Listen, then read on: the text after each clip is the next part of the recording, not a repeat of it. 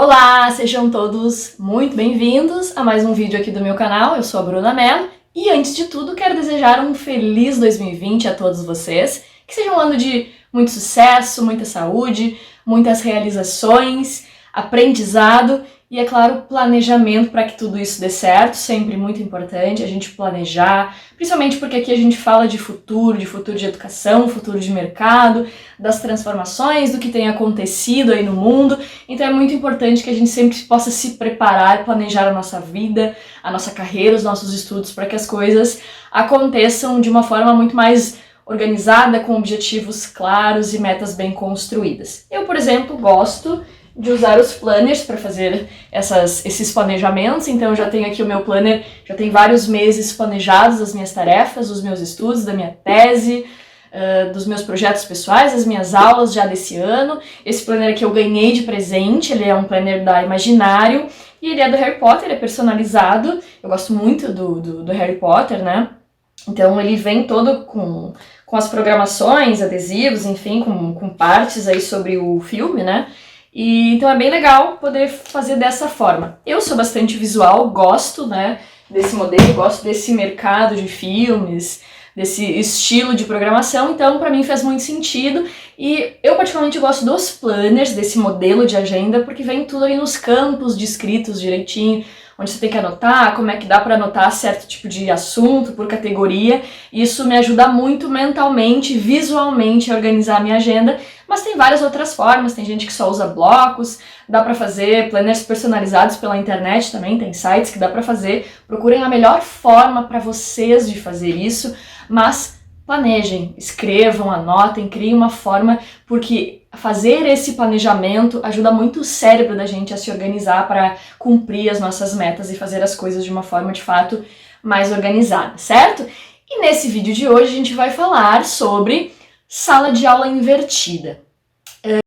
Pontos chaves que eu quero trazer para a gente conversar sobre esse assunto aqui é, primeiramente, assim, o que é, desmistificando um pouco o nosso modelo mental de pensar sobre a sala de aula invertida, as vantagens que a sala de aula invertida oferece para as instituições, para os educadores e para os alunos, principalmente, e também o que a sala de aula invertida tem a ver com educação, com o futuro da educação e todo esse contexto de aprendizado diferente, experiencial que a gente vem falando tanto aqui no canal quanto no mundo, no mercado de forma geral, certo?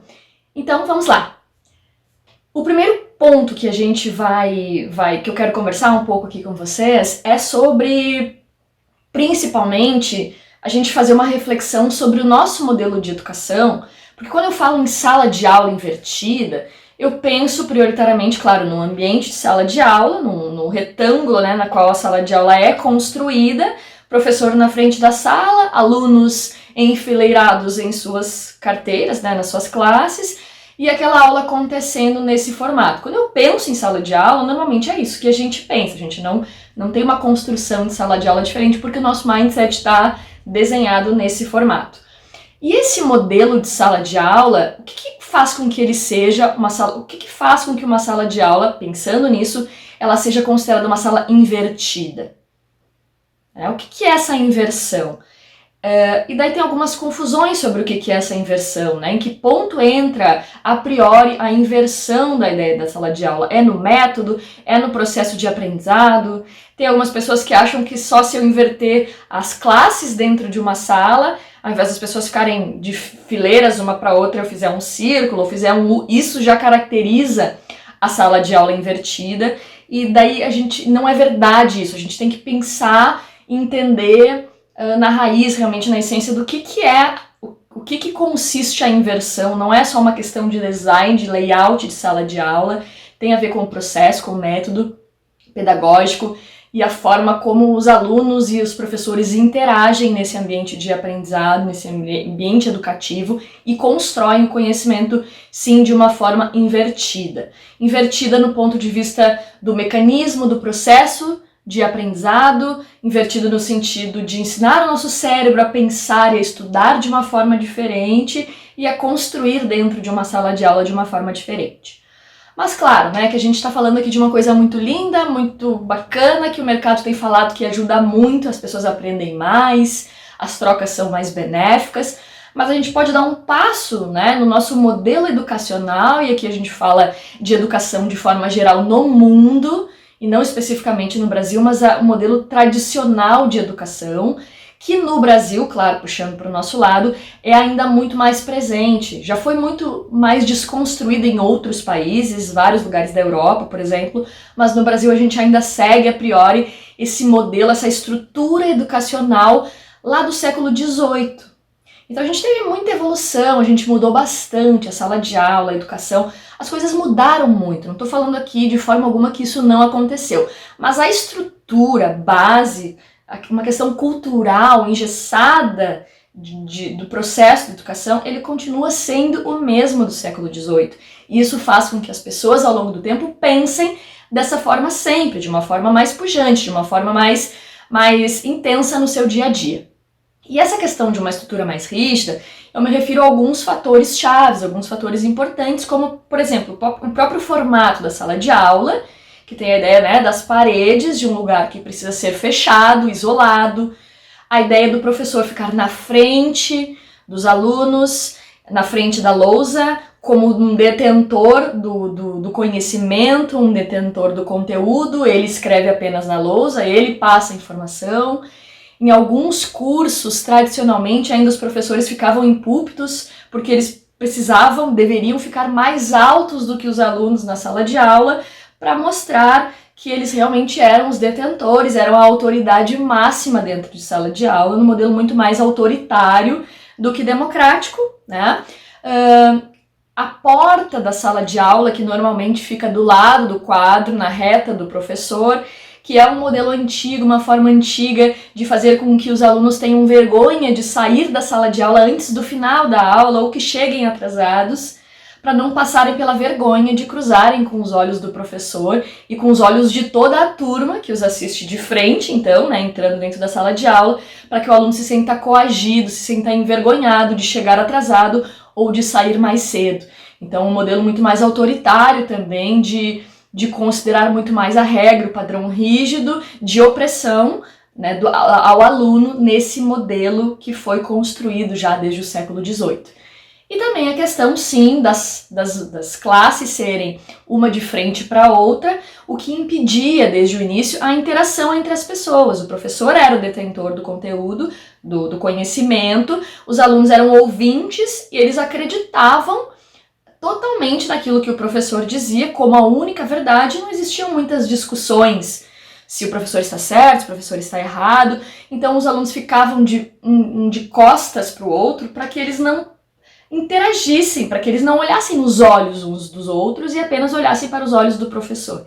Então essas são características do modelo engessado tradicional, na qual a gente vem desde o século XVIII, e que continua sendo um modelo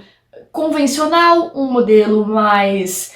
de zona de conforto, um modelo mais padrão, um modelo mais simples de trabalhar, mas que vem sendo desconstruído ao longo do tempo para que a gente consiga mudar o nosso mindset e entrar de fato num pensamento mais criativo, num pensamento mais aberto sobre como lidar com as nuances, com as dificuldades e com um processo, enfim, de aprendizado dentro da sala de aula.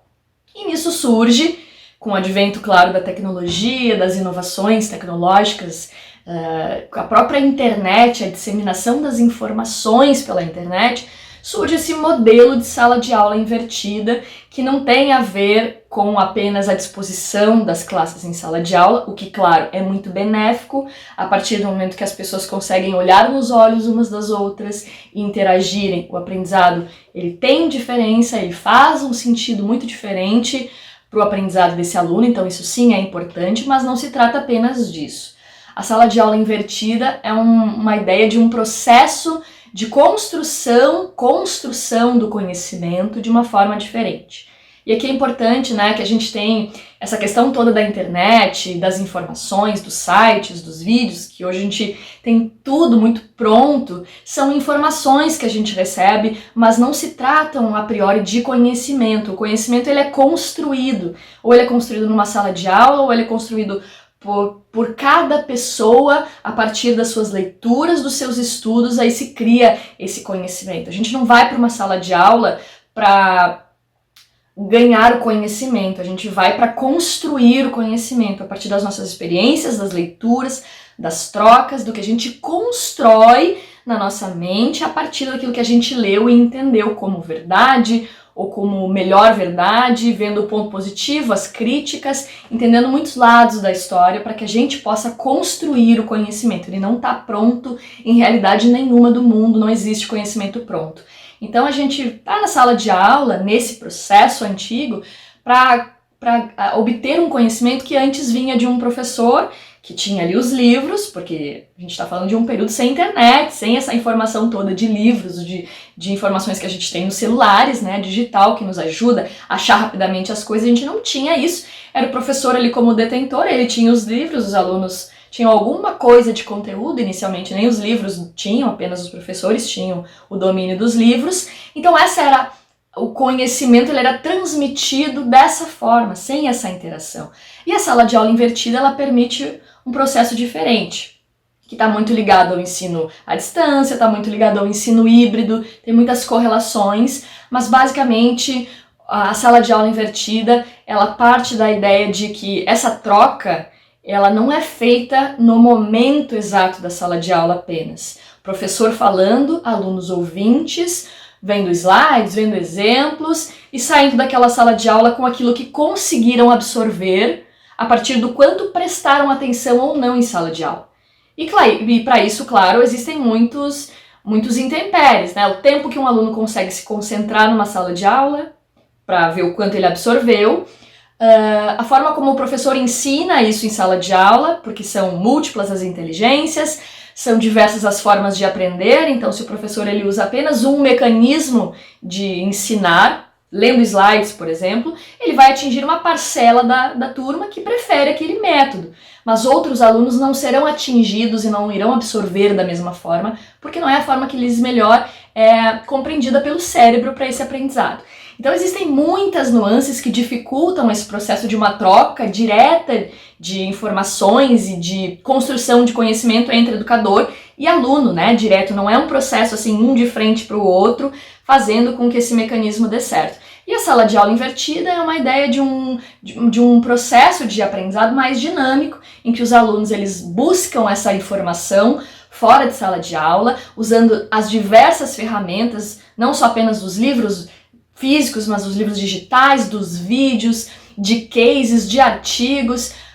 de conversas com outras pessoas. Eles criam e se apropriam dessa leitura, criam conjecturas, pensam aquilo que pode ser melhor dentro da sua realidade, dentro das suas experiências, e eles chegam na sala de aula com essa construção, com perguntas já definidas, com dúvidas diversas sobre aquilo que leram e entenderam, e com um certo conceito, com uma certa propriedade de entendimento daquilo que leram. Isso empodera o aluno chega dentro da sala de aula com um conhecimento prévio daquilo que vai ser discutido, e eis aí a inversão do papel de quem está fazendo o que em sala de aula. Num processo tradicional, o professor ensina, os alunos aprendem, e na sala de aula invertida todos participam, e essa é a inversão. Todos participam, contribuem para que aquela leitura que todos fizeram, para que aquela apropriação do conteúdo que todos fizeram sejam complementadas um pelo outro, pelas experiências,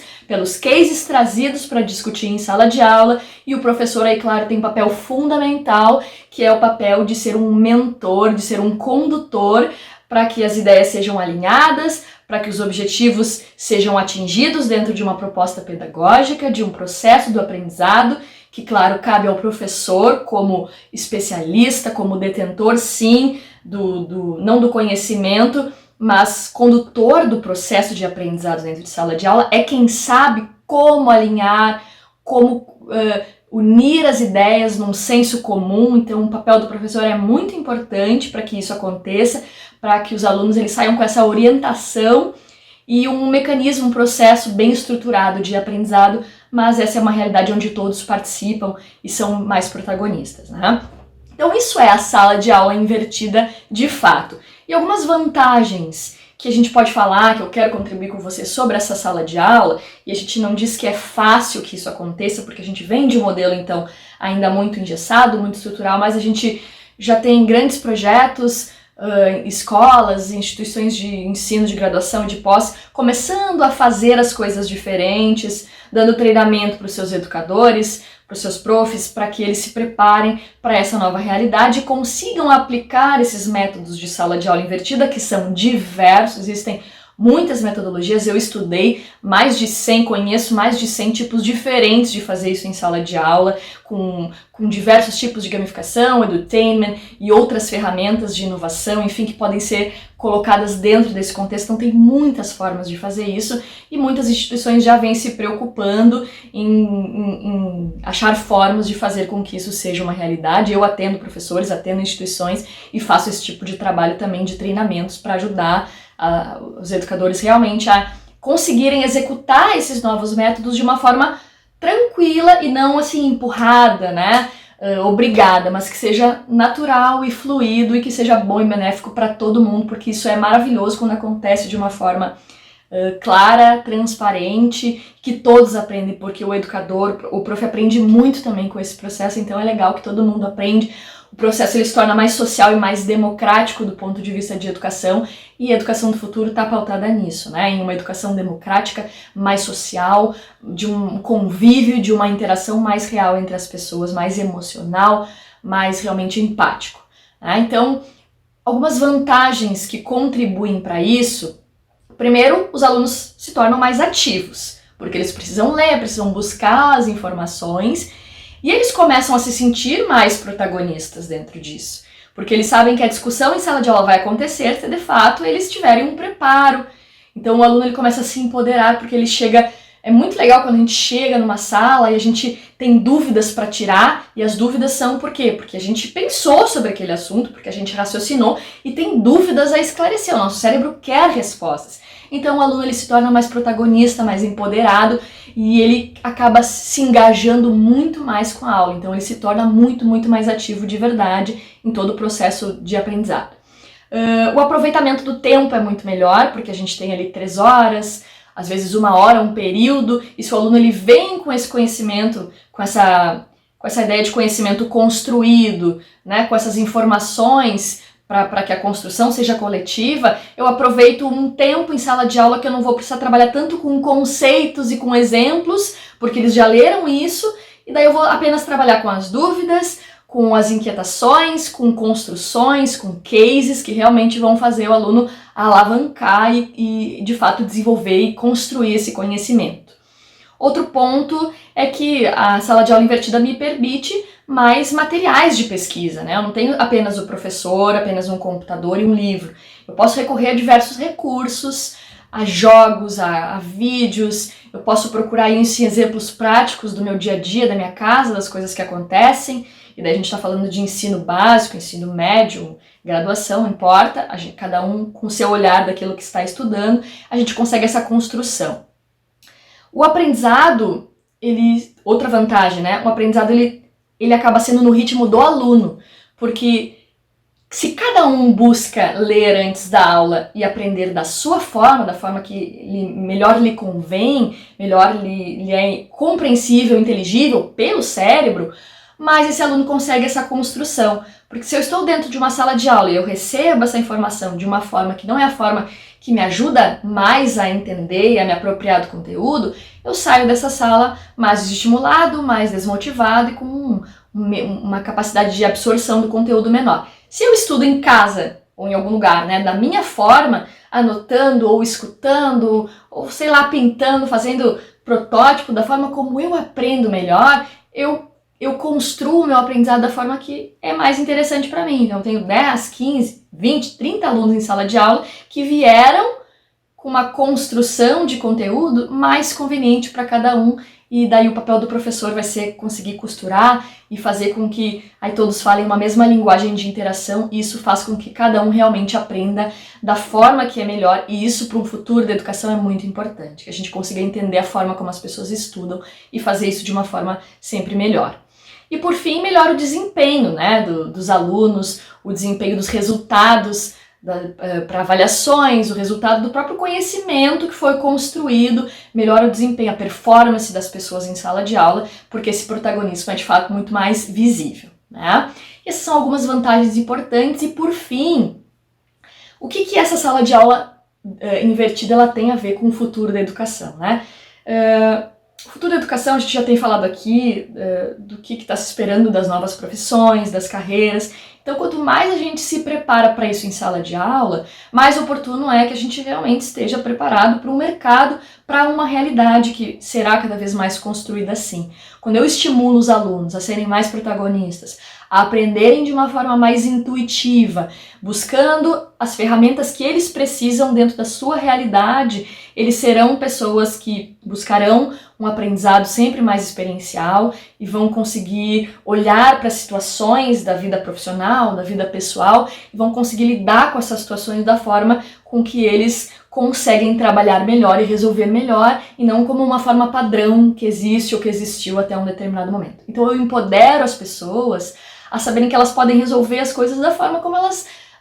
quiserem, né? Sempre buscar a informação, construírem conhecimentos, interagirem para resolver as coisas em equipe, trabalhos conjuntos e buscarem isso de uma forma mais importante. Então a sala de aula invertida, ela ajuda muito nesse protagonismo que vai refletir na forma como eu lido com a minha vida, com as minhas questões e como eu lido com o mercado de trabalho, com a forma como eu estudo, com a forma que eu vou construir a minha carreira e o meu futuro também no mercado de trabalho. Então ela é muito positiva, precisa ser muito bem trabalhada, entendida, é claro, mas já existem aí diversos profissionais e pessoas engajadas de diferentes áreas do conhecimento, fazendo com que isso aconteça, pessoas da educação, pessoas como eu que são da administração,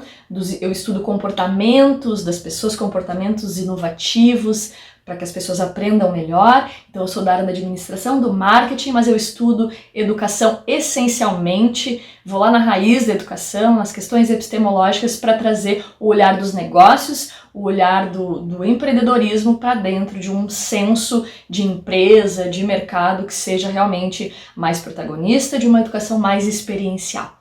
Certo, pessoal? Era isso que eu queria passar para vocês nesse vídeo, espero que eu possa contribuir. Continuem me mandando os e-mails, eu tenho recebido e respondido, fico muito feliz. O pessoal está contatando lá pelo meu link e me mandando e-mails com sugestões de conteúdo, fazendo também contribuições e elogiando os conteúdos que estão sendo transmitidos aqui pelo YouTube. Eu fico muito feliz, de verdade, muito grata por este retorno de vocês, por esse feedback. Continuem fazendo isso da forma que acharem melhor. E me sigam aí, curtam o canal para que a gente possa levar esse conteúdo para um número maior de pessoas sempre, certo? Um beijo para todos vocês e até o nosso próximo vídeo.